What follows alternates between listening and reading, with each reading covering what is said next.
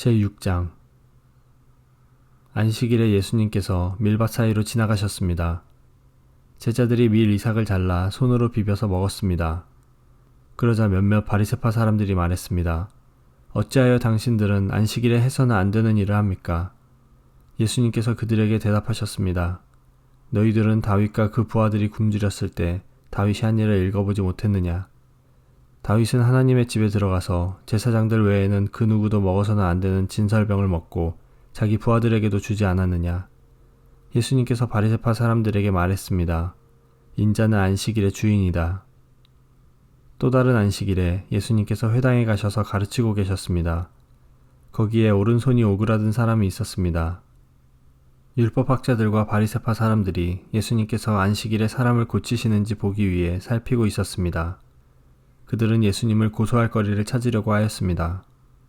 예수님께서 그들의 생각을 아시고 손이 오그라든 사람에게 말씀하셨습니다. 일어나 앞으로 나오너라. 그러자 그 사람이 일어나 앞으로 나왔습니다. 예수님께서 말씀하셨습니다. 너희에게 묻겠다. 안식일에 선한 일을 하는 것이 옳으냐, 악한 일을 하는 것이 옳으냐, 생명을 살리는 것이 옳으냐, 죽이는 것이 옳으냐. 예수님께서 주위에 있는 사람들을 둘러보신 후 그 사람에게 말씀하셨습니다. 내 손을 내밀어라. 그 사람이 그렇게 하니 그의 손이 회복되었습니다. 그러자 그들은 화가 나서 예수님을 어떻게 처리할까 하고 서로 의논하였습니다. 그때 예수님께서 기도하러 산으로 올라가셨습니다. 예수님께서 밤을 지새며 하나님께 기도하였습니다. 날이 밝자 예수님께서 제자들을 부르셨습니다. 그리고 그들 중에서 12명을 뽑아 사도라고 부르셨습니다. 이들은 예수님께서 베드로라는 이름을 지어주신 시몬과 그의 동생 안드레, 그리고 야고보와 요한, 그리고 빌립과 바돌로메, 그리고 마테와 도마, 알페오의 아들 야고보와 열심파라고 불리는 시몬, 야고보의 아들 유다와 배반자가 된 가룟 유다였습니다. 예수님께서 제자들과 함께 산에서 내려와 평지에 서 계셨습니다. 거기에는 제자들이 많이 있었고 온 유대와 예루살렘과 드로와 시돈 해안 지방에서 온 사람들도 많이 있었습니다. 그들은 예수님의 말씀도 듣고 자신들의 병도 치료받으려고 왔습니다. 더러운 귀신으로 고생하는 사람들이 다 나았습니다. 사람들은 예수님을 만져보려고 애썼습니다. 그것은 능력이 예수님에게서 나와 그들을 모두 낫게 하였기 때문입니다. 예수님께서 눈을 들어 제자들을 보시고 말씀하셨습니다. 가난한 사람들은 복이 있다. 그것은 하나님 나라가 저희들의 것이기 때문이다. 지금 굶주린 사람들은 복이 있다.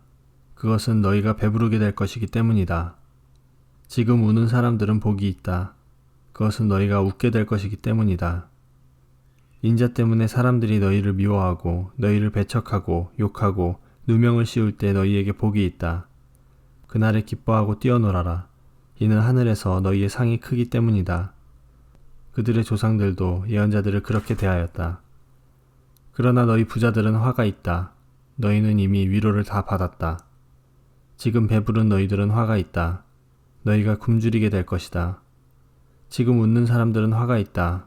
너희가 슬퍼하며 울게 될 것이다. 모든 사람들이 너희를 칭찬할 때에 화가 있다. 그들의 조상들도 거짓 예언자들을 그렇게 대하였다. 내 말을 듣는 너희에게 말한다. 너희 원수를 사랑하고 너희를 미워하는 사람들에게 잘해주어라. 너희를 저주하는 사람들을 축복하고 너희를 모욕하는 사람을 위해 기도하여라. 누가 내 뺨을 치거든 다른 뺨도 돌려대라. 누가 내 겉옷을 빼앗거든 속옷도 거절하지 마라. 달라는 사람은 누구에게든지 주어라. 내 것을 빼앗는 사람에게 돌려달라고 하지 마라. 너희는 다른 사람이 내게 해주길 바라는 대로 다른 사람에게 해주어라. 너희가 만일 너희를 사랑하는 사람만 사랑한다면 칭찬받을 것이 무엇이냐? 죄인들도 자기를 사랑해주는 사람은 사랑한다.